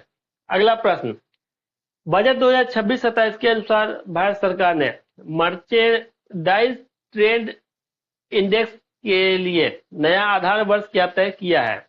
ऑप्शन है 2015-16, option B 2018-19, option C 2022-23, option D 2023-24। सही उत्तर है ऑप्शन सी 2022-23। वाणिज्य मंत्रालय ने व्यापक आंकड़ों की प्रासंगिकता बढ़ाने के लिए एमटीआई का आधार वर्ष 2012-13 से बदलकर 2022-23 कर दिया है। यह संशोधन वाणिज्यिक खुफिया और सांख्यिकी महानिदेशालय के द्वारा किया गया है। नया आधार वर्ष व्यापार विश्लेषण को वर्तमान वैश्विक आपूर्ति श्रृंखला परिस्थितियों के अनुरूप बनाएगा। डीजीसीआईएनएस का मुख्यालय कोलकाता, पश्चिम बंगाल में स्थित है। अगला प्रश्न, केंद्रीय बजट 2026-27 में भारत विस्तार डिजिटल प्लेटफॉर्म के लिए कुल कितनी राशि आवंटित की गई है? Option A 100 crore, option B 150 crore, option C 200 crore, option D 500 crore. सही उत्तर है ऑप्शन बी 150 करोड़। किसानों के लिए एआई आधारित मार्गदर्शन मंच भारत विस्तार हेतु बजट में 150 करोड़ रुपए का प्रावधान किया गया है। यह राशि तकनीकी विकास और अंतिम स्तर तक इस सेवा की पहुंच सुनिश्चित करने के लिए खर्च की जाएगी। भारत विस्तार योजना कृषि क्षेत्र में डिजिटल तकनीक और एआई के उपयोग को बढ़ावा देने की एक पहल है। प्लेटफॉर्म का लक्ष्य कृषि उत्पादकता बढ़ाना और किसानों की जोखिम प्रबंधन क्षमता में सुधार करना है। अगला प्रश्न, ग्लोबल इनोवेशन इंडेक्स 2025 के अनुसार अनुसंधान एवं विकास पर खर्च करने के मामले में भारत का वैश्विक स्तर पर कौन सा स्थान है? ऑप्शन ए 5वां, ऑप्शन बी 7वां, ऑप्शन सी 10वां, ऑप्शन डी 15वां। सही उत्तर है ऑप्शन बी 7वां। भारत ने वर्ष 2024 में अनुसंधान एवं विकास पर 75.7 बिलियन डॉलर खर्च करके वैश्विक स्तर पर 7वां स्थान प्राप्त किया है। इस सूची में चीन शीर्ष पर है, जिसने R&D पर 785.9 बिलियन डॉलर का सर्वाधिक निवेश किया है। अगला प्रश्न, रिलायंस इंडस्ट्रीज को हाल ही में किस देश से कच्चे तेल के आयात हेतु अमेरिकी लाइसेंस पुनः प्राप्त हुआ है? Option A Iran, option B रूस, option C Venezuela, option D Iraq. सही उत्तर है option C Venezuela. Reliance Industries को वेनेजुएला से कच्चा तेल आयात करने के लिए अमेरिकी प्रतिबंधों से छूट वाला लाइसेंस पुनः प्राप्त हुआ है। इससे रिलायंस की जामनगर रिफाइनरी को भी काफी भारी कच्चे तेल की सस्ती आपूर्ति सुनिश्चित होगी। वेनेजुएला दुनिया के सबसे बड़े ज्ञात तेल भंडारों वाले देशों में से एक है, जिस पर अमेरिकी प्रतिबंध लगे हुए थे। अगला प्रश्न, भारत ने फरवरी 2026 में आयोजित आईसीसी अंडर 19 पुरुष विश्व कप का खिताब किसे हराकर जीता? Option A England, option B Australia, option C दक्षिण अफ्रीका, ऑप्शन डी पाकिस्तान। सही उत्तर है ऑप्शन ए इंग्लैंड। भारतीय अंडर 19 टीम ने जिम्बाब्वे के हरारे में खेले गए फाइनल में इंग्लैंड को 100 रनों से हराकर रिकॉर्ड 36 बार खिताब जीता। भारत ने पहले बल्लेबाजी करते हुए फाइनल के इतिहास में सर्वोच्च स्कोर 411 रन बनाया। भारतीय टीम के कप्तान आयुष महात्रे और मुख्य कोच ऋषिकेश कानिटकर थे। भारत ने इससे पहले 2000, 2008, 2012, 2018 और 2022 में भी यह विश्व कप जीता था। अब इसके साथ मैं आपको बता दूं कि भारत ने 2026 का T20 वर्ल्ड कप भी जीता है। किसको हराया था? न्यूजीलैंड को हराया था। ध्यान रखिएगा, ये पूछा जाएगा।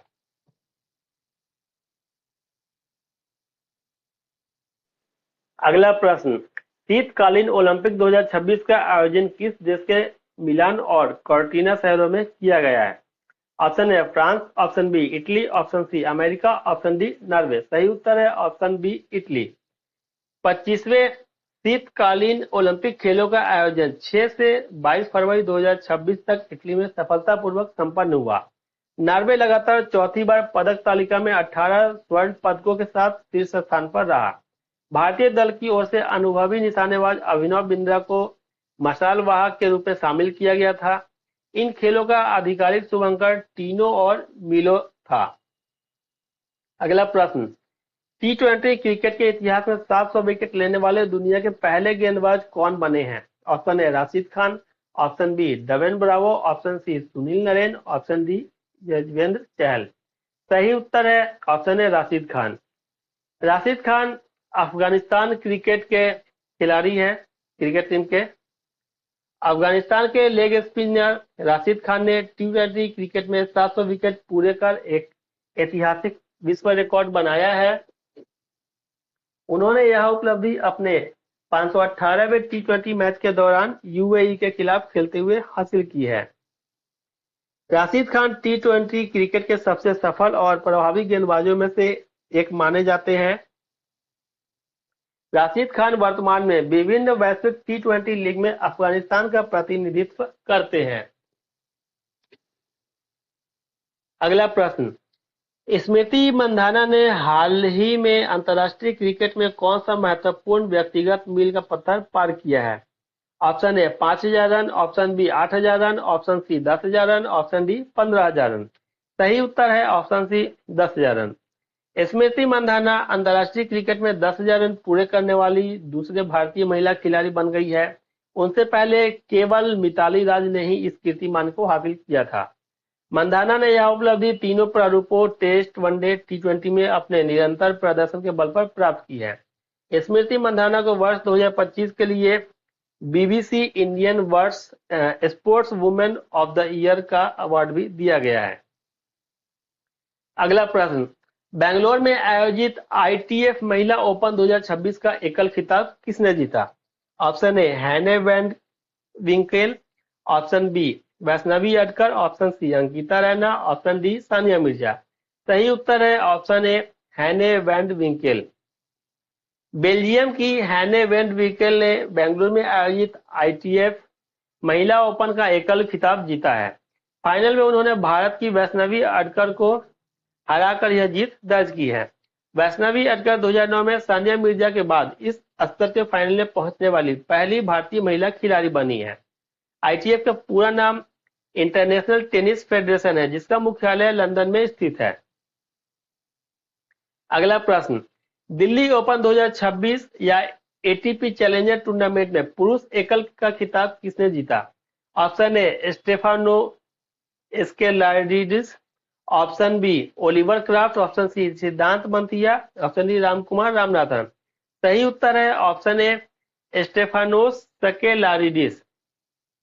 ग्रीस के रहने वाले स्टेफानोस स्केलारिडिस ने नई दिल्ली ओपन 2026 का पुरुष एकल खिताब अपने नाम किया। फाइनल में उन्होंने ब्रिटेन के ओलिवर क्राफ्ट को हराकर अपना पहला ATP चैलेंजर सिंगल्स खिताब जीता। पुरुष युगल श्रेणी में भारत के सिद्धांत मंथिया और बुल्गारिया के अलेक्जेंडर डोंकी की जोड़ी विजेता रही। ATP का अर्थ है एसोसिएशन ऑफ टेनिस प्रोफेशनल्स, जो पुरुष टेनिस का शासी निकाय है। अगला प्रश्न, एशियन राइफल पिस्टल चैंपियनशिप 2026 में भारत ने कुल कितने पदक जीतकर तालिका में शीर्ष स्थान प्राप्त किया? ऑप्शन ए 50 पदक, ऑप्शन बी 75 पदक, ऑप्शन सी 94 पदक, ऑप्शन डी 100 पदक। सही उत्तर है ऑप्शन सी 94 पदक। नई दिल्ली में आयोजित एशियन राइफल पिस्टल चैंपियनशिप में भारत ने 51 स्वर्ण सहित कुल 94 पदक जीते। भारतीय निशानेबाजों ने 51 स्वर्ण, 23 रजत और 20 कांस्य पदक प्राप्त कर अपना दबदबा कायम रखा। प्रतियोगिता का आयोजन नई दिल्ली के डॉक्टर करनी सिंह शूटिंग रेंज किया गया था। शूटिंग रेंज में। अगला प्रश्न, T20 विश्व कप इतिहास में अर्धशतक बनाने वाले पहले भारतीय विकेटकीपर बल्लेबाज कौन बने हैं? Option A Rishabh Pant, option B Sanju Samson, option C Ishan Kishan, option D KL Rahul. सही उत्तर है option C Ishan Kishan. Ishan Kishan T20 विश्व कप इतिहास में अर्धशतक देने वाले भारत के पहले विकेटकीपर खिलाड़ी बन गए हैं। उन्होंने नामीबिया के खिलाफ मैच के दौरान मात्र 24 गेंद में 61 रनों की आक्रामक पारी खेली। इससे पहले किसी भी भारतीय विकेटकीपर में T20 विश्व कप में 50 रनों का व्यक्तिगत आंकड़ा पार नहीं किया था। ईशान किशन मूल रूप से झारखंड राज्य के लिए घरेलू क्रिकेट खेलते हैं, लेकिन वो बिहार के रहने वाले हैं। अगला प्रश्न, बैडमिंटन एशिया टीम चैंपियनशिप 2026 का आयोजन किस देश में किया गया है? Option A Bharat, option B चीन, option C Thailand, option D Malaysia. सही उत्तर है ऑप्शन बी चीन। बैडमिंटन एशिया टीम चैंपियनशिप का आयोजन चीन के किंगदाओ शहर में किया गया। यह एक महाद्वीपीय टीम स्पर्धा है जहां महिला और पुरुष टीमें अलग अलग प्रतिस्पर्धा करती है। भारतीय महिला टीम इस प्रतियोगिता में डिफेंडिंग चैंपियन के रूप में उतरी थी। बैडमिंटन एशिया का मुख्यालय कुआलालंपुर मलेशिया में स्थित है। अगला प्रश्न, थाईलैंड मास्टर्स 2026 में महिला एकल का खिताब जीतने वाली भारतीय खिलाड़ी कौन है? भारतीय खिलाड़ी कौन है? Option A Devika Sihag, option B Saina Nehwal, option C Malvika Bansod, option D Tanvi Sharma. सही उत्तर है ऑप्शन ए देविका सिहाग। भारत की युवा शटलर देविका सिहाग ने थाईलैंड मास्टर 2026 का महिला खिताब जीता। यह उनके करियर का पहला BWF सुपर 300 खिताब है जो एक बड़ी उपलब्धि है। देविका सिहाग हरियाणा राज्य से संबंधित है और उन्हें भारतीय बैडमिंटन की उभरती प्रतिभा माना जाता है। BWF का पूरा नाम बैडमिंटन वर्ल्ड फेडरेशन है जिसका मुख्यालय मलेशिया में है। अगला प्रश्न, एशियन इंडोर एथलेटिक्स चैंपियनशिप 2026 में भारत ने पदक तालिका में कौन सा स्थान प्राप्त किया? ऑप्शन ए चौथा, ऑप्शन बी छठा, ऑप्शन सी आठवां, ऑप्शन डी 10वां। सही उत्तर है ऑप्शन बी छठा। चीन के तियानजिन में आयोजित इस चैंपियनशिप में भारत ने एक स्वर्ण सहित कुल 5 पदक जीतकर छठा स्थान हासिल किया।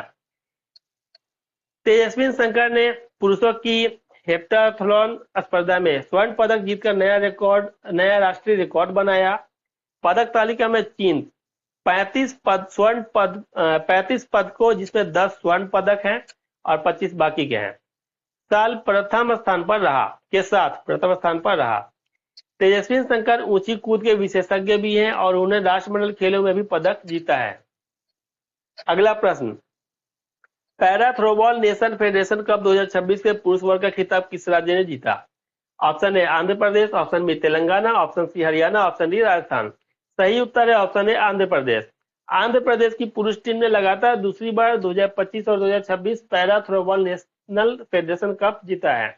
महिला वर्ग में झारखंड की टीम ने मेजबान राजस्थान को हराकर स्वर्ण पदक प्राप्त किया। यह राष्ट्रीय प्रतियोगिता राजस्थान के झुंझुनू में आयोजित की गई थी। पैरा थ्रोबॉल विशेष रूप से दिव्यांग एथलीटों के लिए आयोजित किया जाने वाला एक महत्वपूर्ण खेल है। अगला प्रश्न, साफ अंडर 19 महिला फुटबॉल चैंपियनशिप 2026 का विजेता देश कौन रहा है? Option A Bharat, option B Bangladesh, option C Nepal, option D Bhutan. सही उत्तर है ऑप्शन ए भारत। भारतीय महिला टीम ने फाइनल में बांग्लादेश को हराकर साफ अंडर 19 चैंपियनशिप का खिताब अपने नाम किया। यह जीत दक्षिण एशियाई क्षेत्र में भारतीय महिला फुटबॉल की बढ़ती ताकत और प्रशिक्षण को प्रमाणित करती है। प्रतियोगिता का मुख्य उद्देश्य क्षेत्र में युवा महिला फुटबॉलरों को अंतर्राष्ट्रीय प्रतिस्पर्धा का अनुभव प्रदान करना था। साफ का पूरा नाम साउथ एशियन फुटबॉल फेडरेशन है जिसमें 7 दक्षिण एशियाई देश शामिल हैं। अगला प्रश्न, भारत ए महिला क्रिकेट टीम ने फरवरी 2026 में किस टीम को हराकर एशिया कप राइजिंग स्टार्स का खिताब जीता? Option A Bangladesh, option B Pakistan, option C Sri Lanka, option D Thailand. सही उत्तर है ऑप्शन ए बांग्लादेश। भारतीय टीम ने फाइनल में बांग्लादेश को 46 रनों से हराकर एशिया कप राइजिंग स्टार 2026 का खिताब जीता। मुकाबला थाईलैंड के तेरदाथाई क्रिकेट मैदान में खेला गया था और भारतीय टीम की कप्तान राधा यादव थी। अगला प्रश्न, किस कनाडाई खिलाड़ी ने T20 और वनडे विश्व कप दोनों में शतक लगाने वाले सबसे युवा खिलाड़ी बनकर इतिहास रचा है? Option A Yuvraj Samra, option B Ayush Mhatre, option C Vaibhav Suryavanshi, option D Kamal Chawla. सही उत्तर है option A Yuvraj Sambra. Canada के 19 वर्षीय युवराज सांबरा ने पुरुष T20 विश्व कप 2026 में शतक लगाकर नया कीर्तिमान बनाया। वे T20 और वनडे दोनों प्रारूपों के विश्व कप में शतक लगाने वाले दुनिया के सबसे कम उम्र के पुरुष खिलाड़ी बन गए हैं। ICC T20 विश्व कप 2026 का आयोजन श्रीलंका और भारत के द्वारा संयुक्त रूप से किया गया था। अगला प्रश्न, केंद्र सरकार ने हाल ही में किस राज्य का नाम बदलकर आधिकारिक रूप से केरलम करने के प्रस्ताव को मंजूरी दी?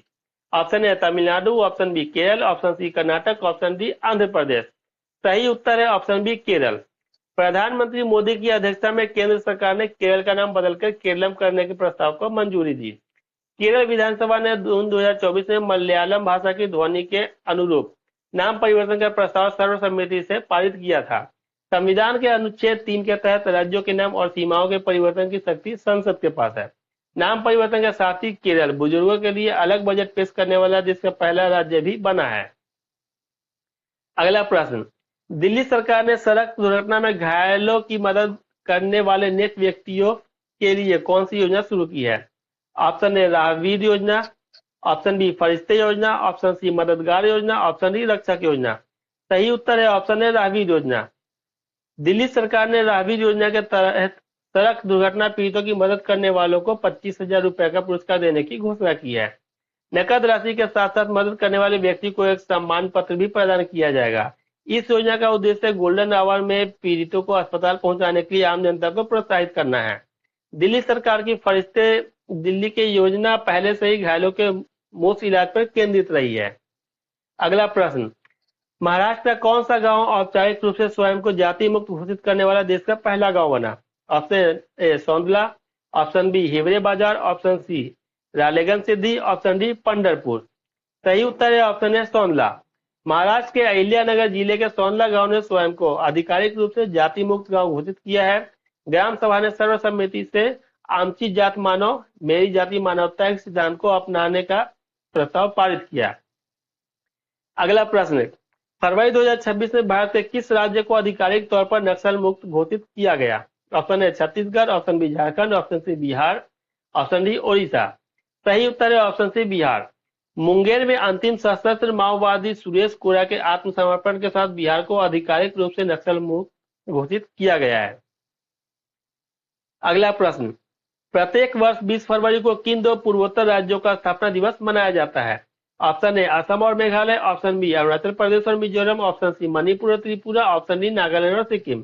सही उत्तर है ऑप्शन बी अरुणाचल प्रदेश और मिजोरम। अरुणाचल प्रदेश और मिजोरम दोनों को 20 फरवरी 1987 को पूर्ण राज्य का दर्जा प्राप्त हुआ था। मिजोरम भारत का 23वां और अरुणाचल प्रदेश 24वां राज्य बना था, जिसे 53वें और 55वें संशोधन द्वारा दर्जा मिला था। अरुणाचल प्रदेश को उगते सूर्य की भूमि और मिजोरम को पर्वत निवासियों की भूमि कहा जाता है। अगला प्रश्न, असम मंत्रिमंडल ने सरकारी नौकरियों क्लास 1 और 2 में चाय बागान जनजातियों के लिए कितने प्रतिशत आरक्षण को मंजूरी दी? Option A 3%, option B 5%, option C 10%, option D 15%। सही उत्तर है ऑप्शन ए 3%। असम सरकार ने चाय बागान जनजातियों और आदिवासी समुदायों के सामाजिक उत्थान के लिए 3% विशेष आरक्षण को मंजूरी दी है। यह आरक्षण राज्य के उच्च प्रशासनिक और राजपत्रित क्लास 1 और 2 के पदों के प्रभावी रूप से लागू होगा। इसका उद्देश्य चाय समुदायों को सरकारी सेवा में उचित प्रतिनिधित्व और सामाजिक न्याय प्रदान करना है। असम देश का सबसे बड़ा चाय उत्पादक राज्य है और यहाँ चाय समुदाय की जनसंख्या काफी महत्वपूर्ण है। अगला प्रश्न, मुंबई में शुरू की गई भारत की पहली म्यूजिक रोड की मुख्य विशेषता क्या है? ऑप्शन ए सड़क पर लाइट जलना, ऑप्शन बी एक निश्चित गति पर धुंध सुनाई देना, ऑप्शन सी सड़क का हवा में होना, ऑप्शन डी सड़क का पानी के अंदर होना। सही उत्तर है ऑप्शन बी एक निश्चित गति पर धुंध सुनाई देना। मुंबई कोस्टल रोड पर प्रियदर्शनी पार्क और अमरसंस के बीच 500 मीटर के हिस्से पर देश की पहली म्यूजिक रोड बनाई गई है। जब वाहन 60 से 80 किलोमीटर प्रति घंटा की गति से चलते हैं तो रंबल स्ट्रिप से जय हो गीत की धुन सुनाई देती है। यह पहल सड़क सुरक्षा जागरूकता और वाहनों की गति को नियंत्रित करने के लिए तकनीकी नवाचार का हिस्सा है। यह धुन ऑस्कर विजेता गीत जय हो पर आधारित है, जो फिल्म स्लम डॉग मिलियनेयर का प्रसिद्ध गीत है। अगला प्रश्न, किस राज्य सरकार ने देश का पहला अलग बुजुर्ग बजट पेश करने का गौरव प्राप्त किया है? Option A Kerala, option B Tamil Nadu, option C Rajasthan, option D Odisha. सही उत्तर है ऑप्शन ए केरल। केरल भारत का पहला राज्य बन गया है जिसने बुजुर्गों के कल्याण के लिए अलग से एल्डरली बजट पेश किया है। वर्ष 2026 से 27 के लिए इस बजट में 46,236 करोड़ रुपए से अधिक की राशि का विशेष आवंटन किया गया है। बजट का मुख्य उद्देश्य वरिष्ठ नागरिकों के लिए स्वास्थ्य, सामाजिक सुरक्षा और देखभाल प्रणालियों को सुदृढ़ करना है। केरल में बुजुर्गों की बढ़ती जनसंख्या के कारण यह सामाजिक कल्याण की दिशा में एक अनुकरणीय कदम है।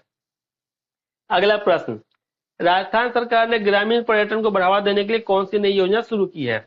ऑप्शन ए होम स्टे योजना 2026, ऑप्शन बी पधारो हमारे देश योजना, ऑप्शन सी ग्रामीण पर्यटन मिशन, ऑप्शन डी अतिथि देवो भव योजना। सही उत्तर है ऑप्शन ए होम स्टे योजना 2026। राजस्थान होम स्टे योजना के तहत घर के मालिक अपने आवास के एक हिस्से को पर्यटक आवास में बदल सकते हैं।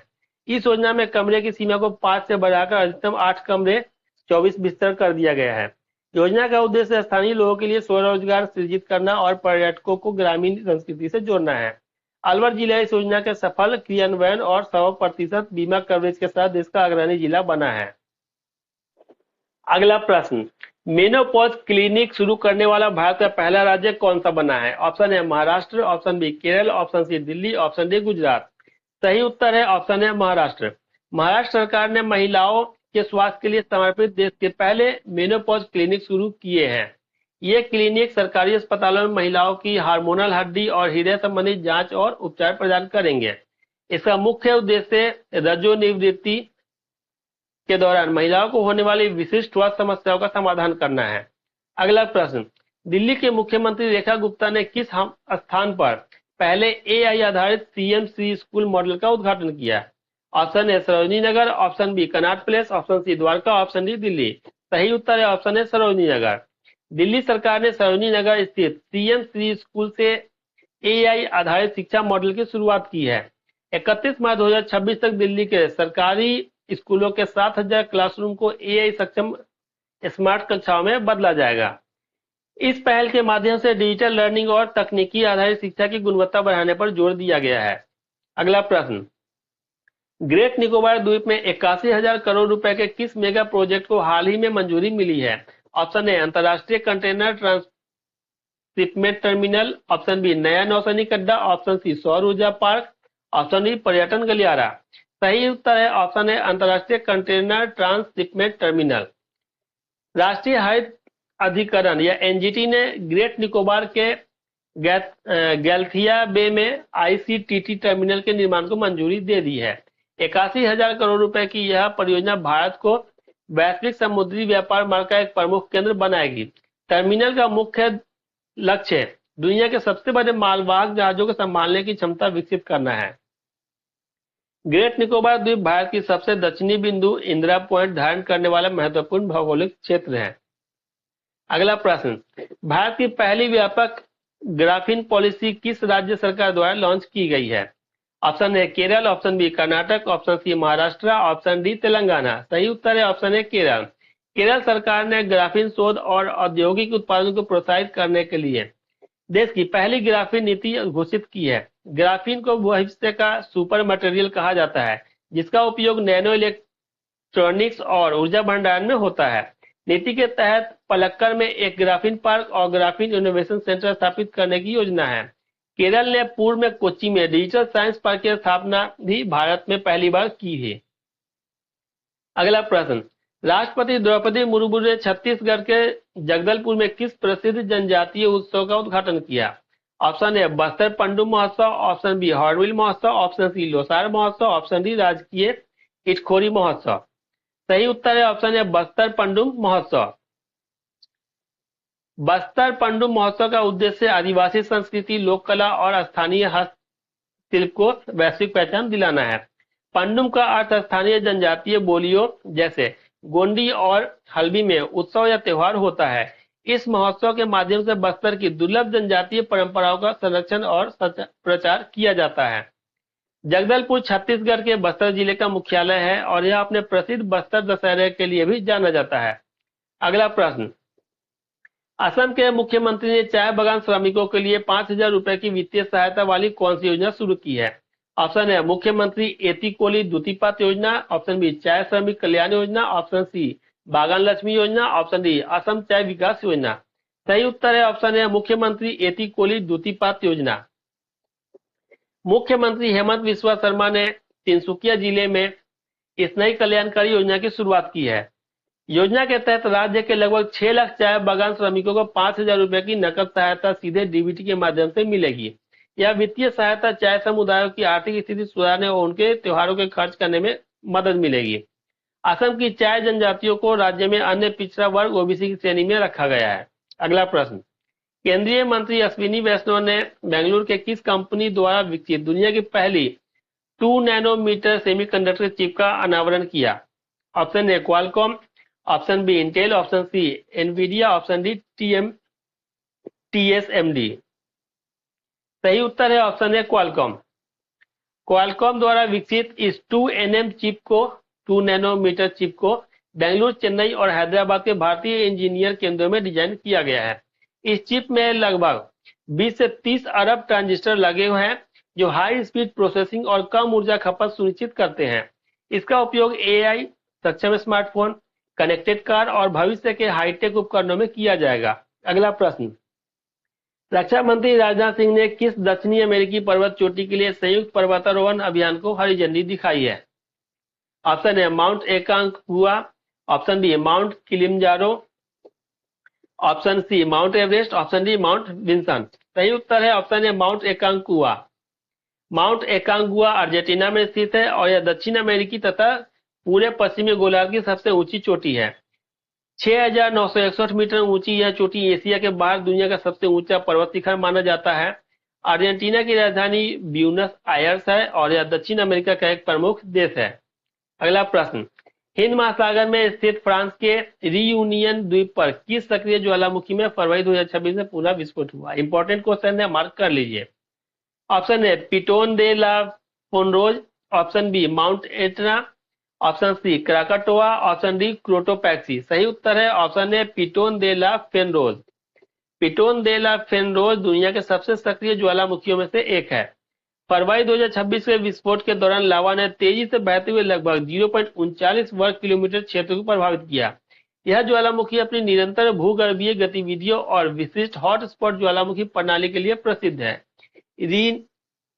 यूनियन द्वीप हिंद महासागर में स्थित फ्रांस का एक विदेशी क्षेत्र है।